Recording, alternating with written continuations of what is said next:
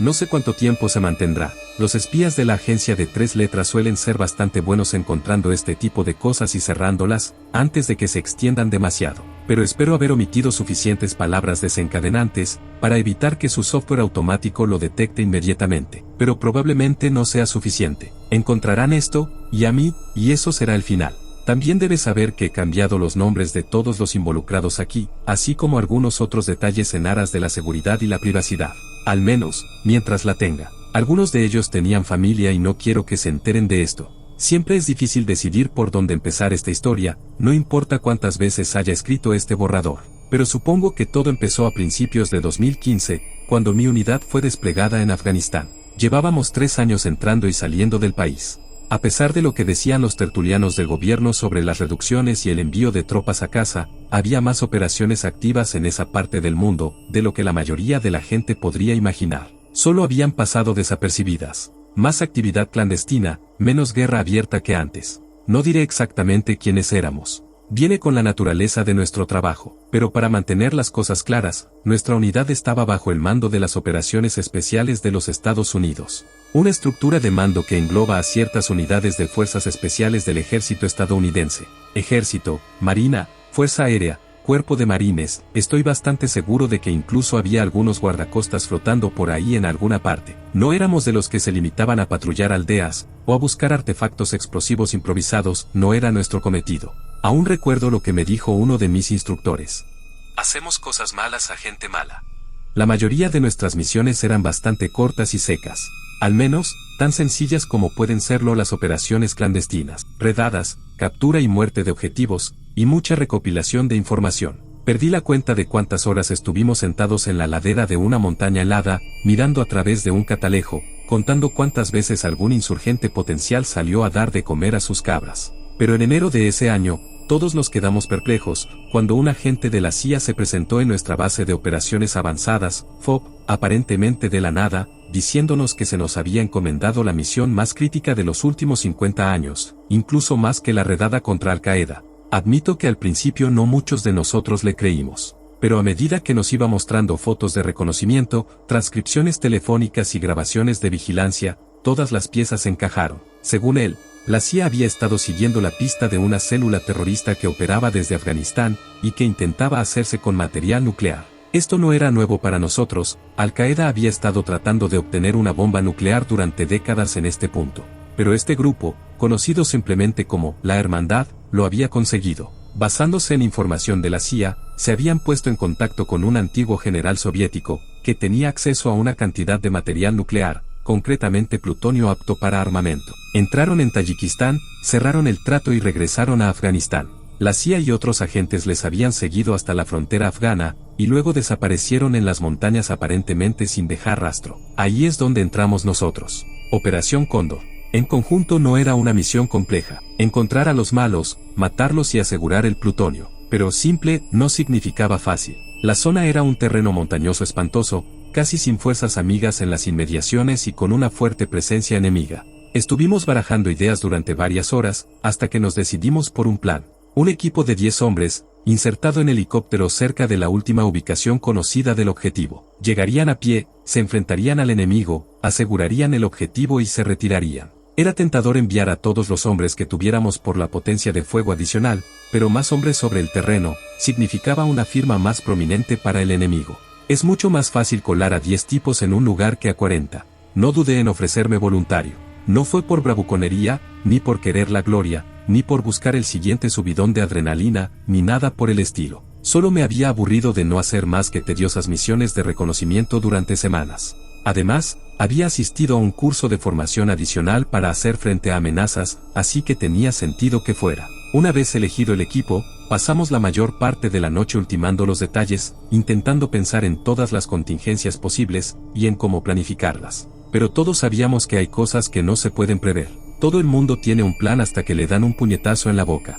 La luna estaba llena la noche siguiente, cuando recogimos nuestro equipo y subimos a los helicópteros. Por suerte había dejado de nevar, aunque seguía haciendo un frío glacial.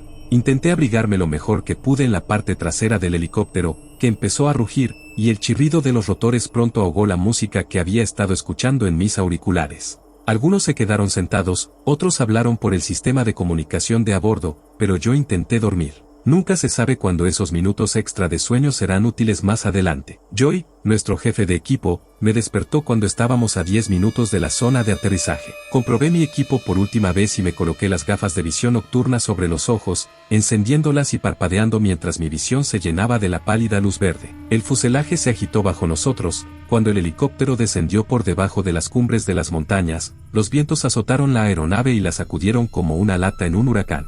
Pero el piloto hizo su trabajo y aterrizamos unos instantes después, precipitándonos en el gélido aire nocturno mientras los rotores levantaban una nube de hielo y nieve.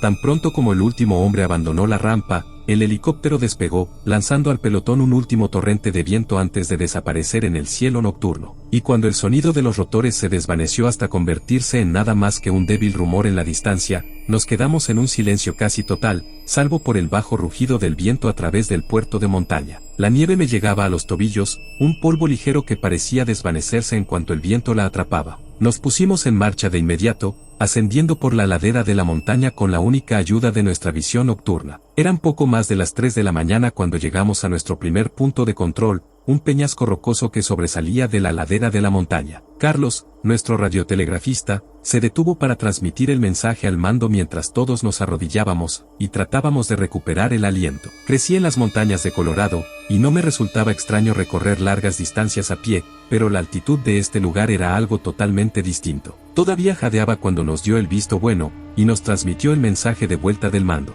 No hay nueva información, sigan con la misión. El cielo hacia el este empezó a clarear, cuando llegamos al siguiente punto de control unas horas más tarde. Casi 3 horas de caminata, y habíamos recorrido menos de 3 kilómetros. Ya estábamos cansados y doloridos, pero todos dejamos a un lado nuestro malestar para concentrarnos en la tarea que teníamos entre manos. Al descender por una larga pendiente hacia el último objetivo conocido, el terreno empezó a cambiar a nuestro alrededor. La nieve y la roca estériles dieron paso a delgados bosques de pinos y arbustos, que nos ofrecían cierta cobertura de cualquier ojo hostil que pudiera estar observando. Pero cada vez estábamos más inquietos. A la luz del día era cuando los insurgentes salían a jugar, sobre todo al amanecer. Joy nos reunió a todos una hora más tarde y nos pusimos de rodillas, hablando en voz baja. Muy bien, dijo, mirando entre cada uno de nosotros. Tenemos 2 opciones. O seguimos ahora y nos arriesgamos a que nos descubran a la luz del día, o esperamos a que oscurezca. Tendríamos cobertura, pero va a ser difícil encontrar algo una vez que el sol se pone, incluso con visión nocturna. ¿Alguna idea? Fruncí los labios un momento. Sobre el papel, Joy era el que mandaba y la decisión era suya. Pero nosotros nos regíamos por unas normas algo más informales que las tropas de tierra normales. Puede que al final la decisión fuera suya, pero Joy no era de los que ignoraban las opiniones de su equipo. Nuestro médico, Andy, habló primero. Yo digo que sigamos adelante. Tratar de navegar por este terreno ya es bastante difícil, hacerlo en la oscuridad es suicida. Asentí con la cabeza. Aunque nuestra visión nocturna permitía ver en la oscuridad, también arruinaba por completo cualquier sentido de percepción de la profundidad. Sería demasiado fácil dar un paso en falso y caer por la ladera de la montaña. Carlos parecía compartir la misma opinión. Estoy con Andy, Dave. La situación ya era bastante mala cuando llegamos. No quiero estar buscando una bomba nuclear cuando estemos dando tumbos por ahí. Al final todos llegamos a la misma conclusión. Seguir adelante y tratar de completar la misión, incluso si eso significaba hacerlo a la luz del día. Joy asintió. Muy bien, vamos a seguir adelante entonces. El paisaje brillaba con un tenue tinte dorado, cuando el sol se asomó por fin por el horizonte. Aprovechando las largas sombras proyectadas por los árboles que nos rodeaban, avanzamos por el bosque mientras vigilábamos las laderas a ambos lados, buscando cualquier cosa que pareciera fuera de lugar. Era más fácil decirlo que hacerlo. Al-Qaeda y otros grupos insurgentes eran expertos en ocultar campamentos y emplazamientos de armas en estas montañas, invisibles hasta que era demasiado tarde. Sin la óptica térmica de los drones o los aviones que los sobrevolaban, era casi imposible descubrirlos. Y el camino se estaba volviendo cada vez más difícil. Las rocas de esquisto sueltas se desmoronaban bajo los pies, haciendo que cada paso fuera traicionero. Mi suerte no tardó en agotarse. Di un paso y sentí que las rocas resbalaban bajo mi bota, extendiendo el brazo para alcanzar la rama de un árbol. Pero no había nada, solo espacio vacío. Maldije en voz baja e intenté recuperar el equilibrio sin éxito. Me resbalé con un pie, luego con el otro, y empecé a derrapar ladera abajo. Por suerte, aterricé sobre mi mochila, al expulsar el aire de mis pulmones, tratando frenéticamente de encontrar alguna forma de detener mi descenso. Y finalmente la encontré. Me agarré con los brazos a un delgado tronco de pino y clavé los talones, haciendo una mueca cuando el enjuto árbol se dobló y se inclinó, pero afortunadamente aguantó. Respiré hondo unas cuantas veces, y finalmente, volví a ponerme de rodillas, comprobando si mi cuerpo y mi equipo habían sufrido algún daño. Aparte de algunos rasguños menores, todo parecía en orden. Joy apareció de repente a mi lado, alargando la mano para ayudarme, pero cuando me incorporé para tomarla, se quedó inmóvil, con los ojos desorbitados y la boca abierta, mirando algo por encima de mi hombro. Me giré y estuve a punto de perder el equilibrio de nuevo, con el corazón saltándome a la garganta y la adrenalina recorriéndome las venas como si fuera hielo. Debajo de un pequeño afloramiento rocoso, a menos de 1,5 metros de donde me había detenido, había un hombre vestido con el traje tradicional afgano y evidentemente muerto. Las rocas que lo rodeaban estaban cubiertas de salpicaduras de sangre, de lo que solo podía suponer que eran las heridas que le habían causado la muerte. Tenía el lado izquierdo del cráneo hundido y el globo ocular colgando de la mejilla. Tenía la mandíbula retorcida y rota en un ángulo antinatural, y 3 costillas sobresalían a través de la tela de su abrigo de invierno, empapando de carmesí el tejido café. Me estremecí al verlo y retrocedí un paso, dándome cuenta de repente de que había levantado el rifle y lo había apuntado a su frente. Lo bajé y solté un suspiro. Andy se acercó y golpeó el cadáver varias veces para asegurarse de que estaba bien muerto. No parece que le hayan disparado, murmuró, dando la vuelta al cuerpo y levantando un AK-47 que había sido clavado debajo de él. Sacó el cargador y frunció el ceño. Vacío. ¿Quién anda por aquí con un rifle vacío? Nadie listo. Uno de nuestros ametralladores, Thomas, intervino. ¿Crees que se cayó, Doc? Tal vez se rompió golpeando todos estos árboles y rocas. Andy empezó a hurgar en los bolsillos del hombre, sin encontrar nada más que una cantimplora. Tal vez. Tendría sentido, dadas las heridas. Lo he visto antes. Me armé de valor y me incliné hacia adelante, señalando. ¿Se cayó?, pregunté. Entonces, ¿qué demonios hizo eso? Volteando el cuerpo sobre su lado, Andy maldijo al ver una herida abierta en el lado del cuello del hombre, un agujero irregular casi del tamaño de una pelota de béisbol, que bajaba hasta la columna vertebral. Se detuvo un momento y dejó que el cadáver volviera a su sitio. Podría haber sido un coyote o un felino grande, o algo que lo encontró después de caer, y decidió que quería un aperitivo. Manténganse concentrados. No importa lo que se llevó un pedazo de él, todavía tenemos un trabajo que hacer. Joy nos trajo de vuelta al momento. En marcha. Nos pusimos en marcha de nuevo, dando pasos más cuidadosos esta vez. Pero una pequeña parte de mi mente no se quedaba quieta, aunque intentara concentrarme en la misión. Conocía a los depredadores. Si hubieran encontrado ese cadáver, no le habrían dado un solo mordisco. Habrían destrozado el cuerpo. Y no había más marcas de mordiscos evidentes. Aparté esos pensamientos y me metí de nuevo en el juego. Las montañas empezaban a despertar con el piar de los pájaros y el suave aullido del viento. Para mi alivio, el terreno empezó a nivelarse ligeramente cuando nos adentramos en una cresta que rodeaba la montaña, aunque seguía siendo duro. Utilizando los árboles para tirar de nosotros y mantener el ritmo, tuvimos que hacer más de una pausa, ya que la altitud y la marcha extenuante castigaban nuestros pulmones y piernas. Eran casi las 9 de la mañana cuando Joy dijo que pararíamos. Encontré un lugar para ocultarme entre 2 arbustos, bebiendo profundamente de una de mis cantimploras. Fue entonces cuando los primeros disparos rompieron la tranquilidad de la mañana. Eran bastante distantes, solo chasquidos y crujidos apagados, pero todos tomamos nuestros rifles y nos apresuramos a formar un perímetro, asomándonos al bosque. Nadie habló mientras el tiroteo continuaba en la distancia, pasando de un estruendo constante a unos pocos disparos dispersos aquí y allá, en un lapso de 30 segundos, y luego el silencio. Durante otro minuto nos quedamos allí tumbados esperando más, preguntándonos si los siguientes pasarían por encima de nuestras cabezas, pero no llegó ninguno. Carlos se levantó para pulsar su radio. Víbora 3. Tenemos disparos cerca de nuestra posición. ¿Tienen algún medio aéreo en la zona que pueda echar un vistazo? La respuesta llegó unos instantes después. Víbora 3, es negativo, no tenemos a nadie en el aire. Sigan en contacto. Bueno, fue de mucha ayuda. Carlos hizo una mueca. Maldita Fuerza Aérea, no puede prescindir de uno de sus aviones no tripulados, para ayudarnos a ver en lo que estamos caminando. La hora siguiente transcurrió como las anteriores, tranquila y silenciosa, salvo por las ráfagas de viento o el parloteo de los animales del bosque. No oímos más disparos, aunque mantuvimos las armas preparadas, y hacíamos pausas cada poco tiempo para detenernos y escuchar cualquier señal de peligro que pudiera venir hacia nosotros. Comenzamos a ascender a medida que la cresta se convertía en un largo valle inclinado, que ascendía hacia la ladera de la montaña, y terminaba unos cientos de metros por debajo de la cumbre. Intenté no soltar un lamento audible, ante la idea de subir aquel monstruo de colina, pero esa queja se desvaneció cuando Joy levantó de repente el puño, hincando una rodilla. ¿Ves eso?, dijo, señalando hacia la cima del valle. Entrecerré los ojos, busqué en mi chaleco unos pequeños prismáticos y observé.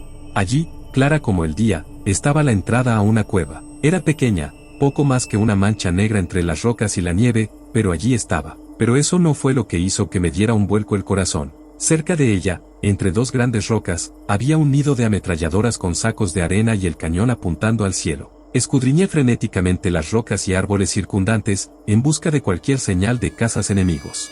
No había nada. Joy tomó los prismáticos para mirar por sí mismo. Eso sí que es raro, murmuró, mirando hacia la entrada de la cueva. Estos tipos no son de los que dejan un puesto de ametralladoras expuesto así, y además sin vigilancia. Cualquier otro día ya nos habrían atacado. Asentí. Los combatientes talibanes y de Al-Qaeda eran expertos en camuflaje, y a menudo utilizaban exploradores para avisar cuando nos acercábamos al alcance de sus armas. Encontrar una ametralladora completamente desarmada y expuesta definitivamente no estaba en la norma. Entonces, ¿cuál es el plan?, pregunté, escaneando la ladera. Por un momento Joy se quedó en silencio, mirando al resto del pelotón antes de levantarse. Vamos al menos a echar un vistazo.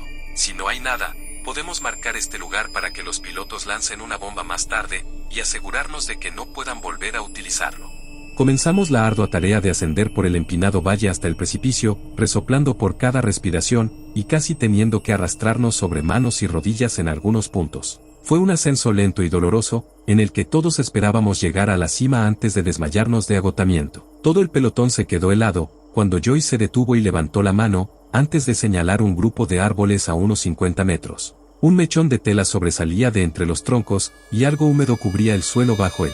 Tragué saliva, levanté el rifle y empecé a avanzar con él. Acortamos distancias, y unos instantes después, el pelotón se arrodillaba en semicírculo alrededor del objeto, con miradas de sombría fascinación. Otro cuerpo, aún más desfigurado que el anterior. Le habían arrancado o cortado un brazo a la altura del hombro, y le habían abierto el abdomen como si hubiera discutido con un cortacésped enfadado. La carne y los huesos estaban expuestos al frío aire de la montaña, y la sangre cubría las rocas a su alrededor en amplias franjas. Intenté no ver la expresión de terror, que se había congelado en su rostro, mientras me inclinaba para recoger el rifle que tenía a los pies, con el cañón doblado casi 90 grados como si lo hubieran retorcido en un torno. Vacío, murmuré, levantando el cargador. Thomas maldijo, levantando su M240. Algo no está bien aquí, está pasando algo raro. Joy y yo intercambiamos miradas, y por primera vez desde que lo conozco vi algo extraño en sus ojos. No era miedo, no era vacilación, era confusión, como si no pudiera encajar las piezas y averiguar qué estaba pasando. Respiró lenta y profundamente antes de alejarse del cadáver.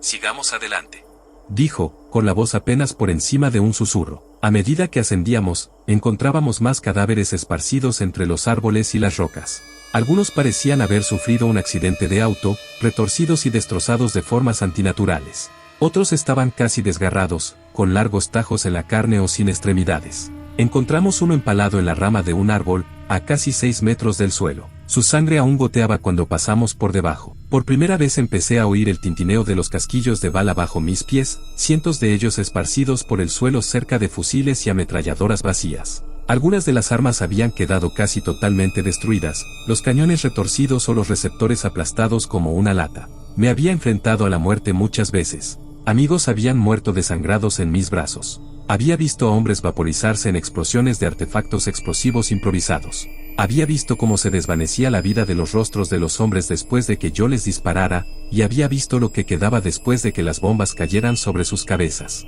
Había sentido miedo, cuando las balas me rozaban la oreja, o un mortero caía demasiado cerca. Pero esto era diferente. Allí, en aquel valle, sentí terror. Algo en lo más profundo de mis instintos más básicos me gritaba que me diera la vuelta, corriera y no mirara atrás. Este era un lugar de muerte, y yo no pertenecía a él. Pero aparté esos pensamientos. El resto del equipo contaba conmigo para hacer mi trabajo, y yo esperaba lo mismo de ellos. Por fin llegamos al nido de ametralladoras, después de haber pasado al menos una docena de cadáveres desfigurados por el camino. Encontré al propio artillero, al menos lo que quedaba de él, tendido en la nieve detrás de los sacos de arena. Le habían partido casi por completo en dos. Reprimí las ganas de vomitar y me di la vuelta cuando oí una voz.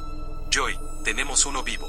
Andy gesticulaba frenéticamente mientras desaparecía detrás de una cabaña improvisada, nada más que unas latas apoyadas contra una gran roca. Todos nos apresuramos a encontrarlo arrodillado junto a un hombre que gimoteaba y lloraba, con la sangre goteándole por la barbilla mientras trataba de contener sus tripas, que se habían derramado sobre su regazo desde un enorme agujero en su abdomen. Aaron. Joey agitó la mano y se arrodilló junto al moribundo. Aaron era nuestro traductor, y uno bueno. Todos los dialectos de la zona eran diferentes, pero él lo tenía claro. Corriendo hacia el lugar, Aaron se tomó un momento para recomponerse antes de avanzar. Habló en voz baja, apoyando una mano en el hombro del hombre. Hablaron en voz baja, el insurgente levantaba de vez en cuando un brazo tembloroso para señalar la entrada de la cueva. Pude ver cómo la luz empezaba a abandonar sus ojos. Ya lo había visto muchas veces. Sus palabras se hicieron más y más suaves a medida que sus ojos se cerraban, fundiéndose en murmullos incoherentes antes de desplomarse, dejando escapar un último suspiro. ¿Qué te ha dicho? ¿Le preguntaste por el plutonio? Preguntó Joy, con los ojos duros como la piedra. Aaron se levantó lentamente. Era de Texas, con una sonrisa brillante y un bronceado aparentemente perpetuo. Pero en aquel momento estaba tan blanco como la nieve que nos rodeaba, parpadeó varias veces y sacudió la cabeza para despejarse. Se aclaró la garganta, mirando de repente fijamente a la entrada de la cueva que había a pocos pasos. No era más grande que la puerta de un frigorífico convencional, pero la negrura de su interior bien podría haber sido un portal a otra dimensión. Dijo que trajeron el plutonio aquí, para hacer una bomba. Todos nos erizamos, visiblemente tensos. Pero dijo que no era para usarla con nosotros. Eso no tiene ningún sentido. Thomas miró al muerto, con los ojos muy abiertos. Aaron continuó. Dijo que los ancianos de la tribu advirtieron a todos sobre este lugar, que se mantuvieran alejados, pero su comandante no escuchó. Querían esta montaña como posición de exploración y decidieron montar un campamento aquí. Iban a utilizar las cuevas para esconderse de nosotros, y fue entonces cuando lo despertaron. ¿Qué fue lo que despertaron? Joy frunció el ceño, con el aliento empañado en el aire frío. Dijo, este es el asunto. Algunas de estas tribus han existido por mucho tiempo. Estamos hablando de gente que luchó contra Alejandro Magno, y tienen historias que se remontan a antes de la religión, antes del lenguaje escrito, antes de todo eso. Y algunas de estas personas creen que estas montañas son sagradas, y que hay algo en ellos que quiere mantenerlo así. Y cuando estos tipos aparecieron para acampar. Aaron señaló la escena de carnicería que nos rodeaba. Se enfadó. Aunque solo duró unos segundos, el silencio que se hizo pareció durar horas. Fue Joy quien habló primero.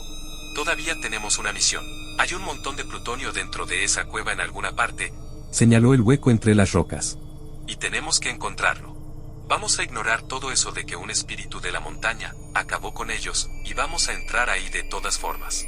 Thomas preguntó, señalando al hombre muerto a nuestros pies. Lo digo con toda la bondad de mi corazón, Joy, pero eso suena como una idea estúpida. No podemos decir con certeza que mató a estos tipos. Joy gruñó. Por lo que sabemos se encontraron con alguna fuerza contraria, fueron emboscados, o lo que sea. Y francamente, no voy a apostar toda esta misión, y un potencial ataque nuclear en las divagaciones de un tipo que estaba llamando a las puertas de la muerte. Todos ustedes saben tan bien como yo, que algunas de estas personas son supersticiosas. Tenemos un trabajo que hacer, y vamos a hacerlo. Necesito a 4 conmigo, el resto hagan un perímetro de seguridad. Al final no hubo más discusiones. Aaron, Andy, Carlos y yo nos ofrecimos voluntarios para entrar. Comprobé mi rifle una vez más, asegurándome de que había una bala en el cañón, antes de bajar mis lentes de visión nocturna, y seguir a Joy a la cueva. Mi corazón latía como un martillo neumático, y sentía el sudor como una mano fría en la nuca, mientras nos adentrábamos en la oscuridad, utilizando los iluminadores infrarrojos de nuestros rifles, junto con la visión nocturna para iluminar nuestro camino. Mientras que afuera el viento y el aire fresco ayudaban a amortiguar el hedor de la muerte, dentro de la cueva era casi insoportable. Casi me atraganté, intentando respirar por la boca, pero el empalagoso olor se abrió paso hasta mi nariz y garganta a pesar de todo. Avanzamos en fila por el estrecho sendero cada vez más profundo, caminando medio agachados para no golpearnos la cabeza contra el bajo techo. Nuestros haces de luz infrarroja, solo visibles a través de las gafas de visión nocturna, iluminaban el camino. No tardamos en encontrar los primeros cadáveres, al menos lo que quedaba de ellos. En su mayoría, solo restos de ropa y vestigios de sangre que manchaban las paredes. De vez en cuando encontrábamos parte de un torso, o una cabeza, tal vez algunos brazos y piernas. Más de una vez estuve a punto de resbalar en un montón de vísceras, y tuve que detenerme, aspirando bocanadas del aire húmedo y pútrido.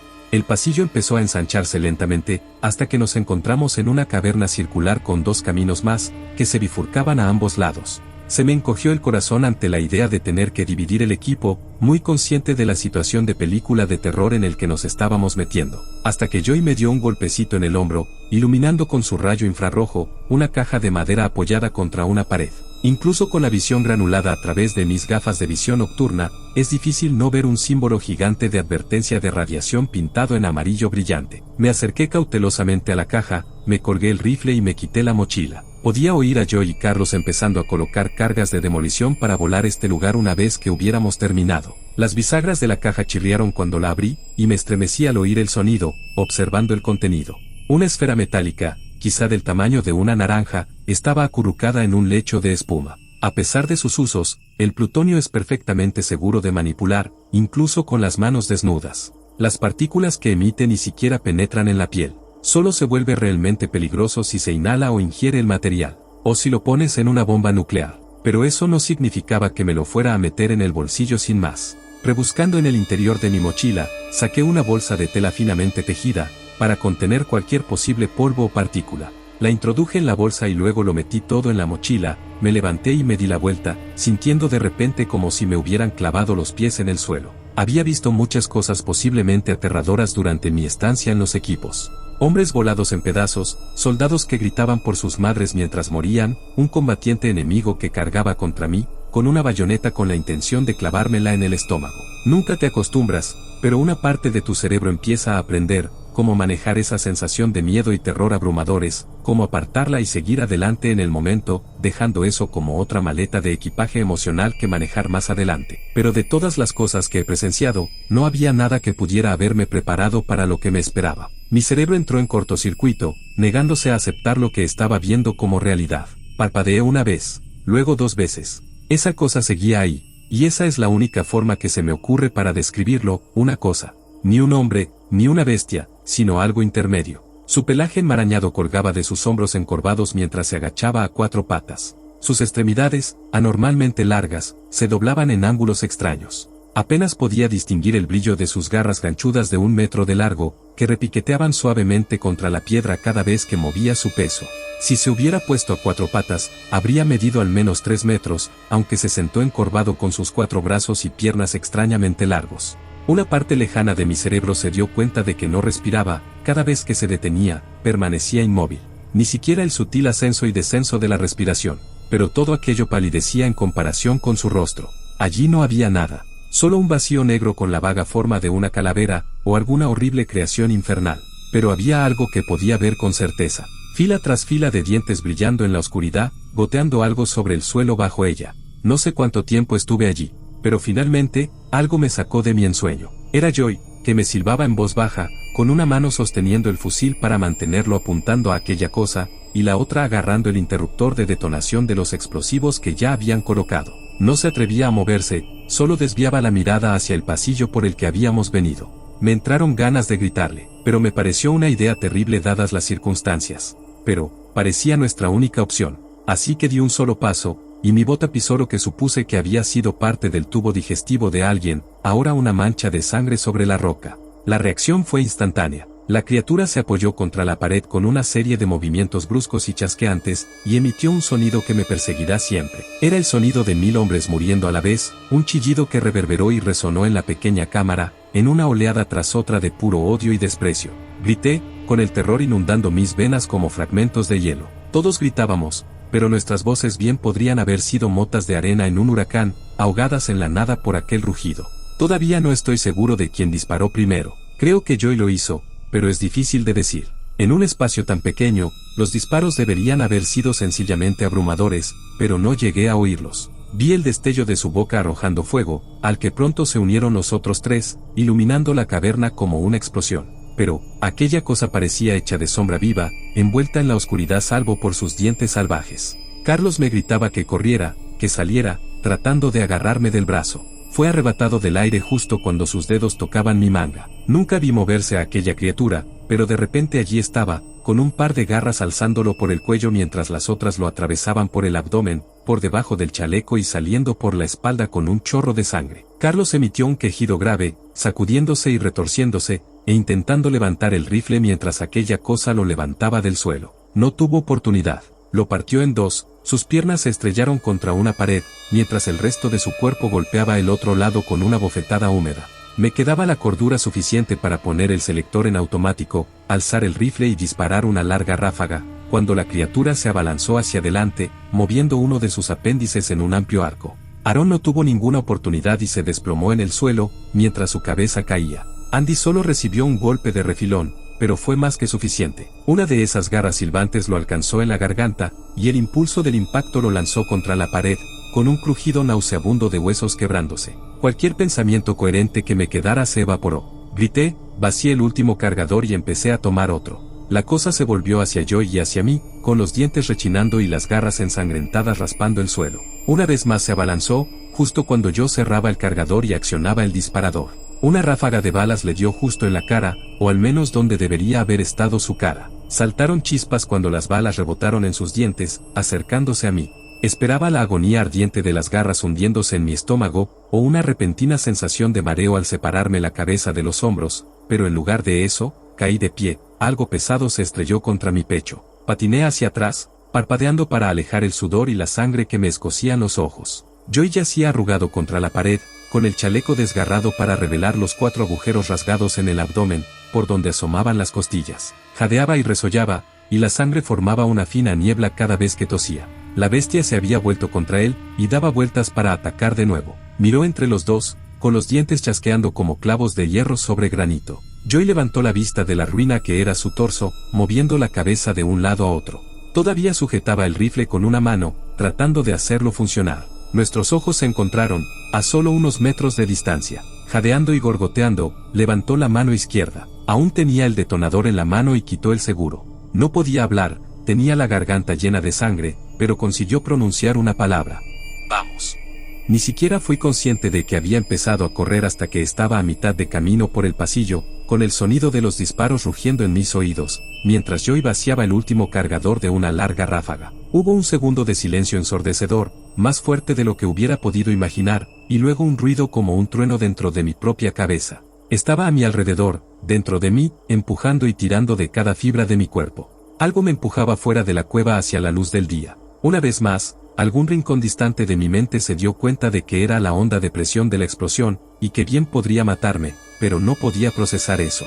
Todo lo que podía sentir era la mano de Joy en mi espalda, empujándome hacia adelante y gritando «¡Vamos!». Lo que haya sido, me lanzó los últimos metros fuera de la cueva y hacia la luz abrasadora del día, aterrizando con un ruido sordo y rodando los últimos metros. Me llovieron piedras y escombros sobre la cabeza, y lo único que pude hacer fue esperar a que terminara, ahogándome con bocanadas de polvo y arena. El dolor se había convertido en mi amo en aquel momento, todo me dolía. Apenas podía respirar, la cabeza me chirriaba, lo único que sentía era un dolor punzante que recorría todas las terminaciones nerviosas de mi cuerpo. El tiempo se ralentizó, o se aceleró. No estoy seguro, la adrenalina y la conmoción son así de extraños. Pero al final la realidad empezó a tomar forma de nuevo, como si me estuviera arrastrando para salir del barro y volver a tierra firme. Solo cuando sentí que algo me agarraba volví a la realidad, dando patadas y puñetazos y gritando, buscando frenéticamente la pistola que llevaba en el cinturón. Iba a morir con el cargador vacío y las manos manchadas de sangre. Thomas me abofeteó,